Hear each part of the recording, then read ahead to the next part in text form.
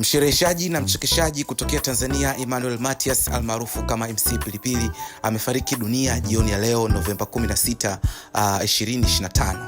Taarifa za awali zinadai kuwa MC Pilipili alisafiri kutoka Dar es Salaam kuelekea Dodoma kikazi, na jioni ya leo alikuwa na kazi ya ushereheshaji na umauti ukamkuta kabla ya kusherehesha sherehe hiyo.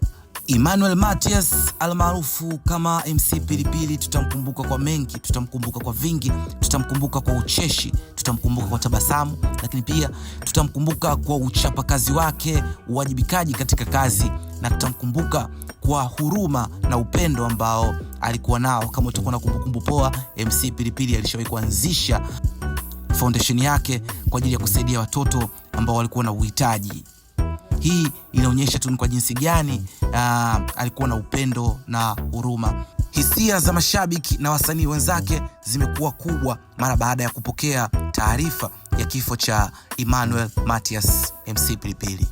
Ikumbukwe tu kwamba MC Pilipili ni moja kati ya mafounder wa stand up comedy kwa hapa nyumbani Tanzania, na ikumbukwe tu kwamba pia MC Pilipili alishawahi kuwa mtangazaji wa Radio Times kuanzia mwaka 2012 mpaka mwaka 2016.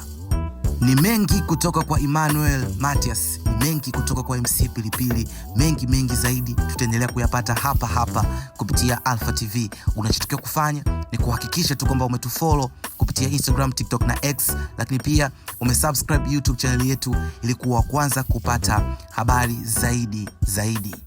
Endelea kuona sisi ili uendelee kupata taarifa zaidi juu ya kifo cha MC Pilipili.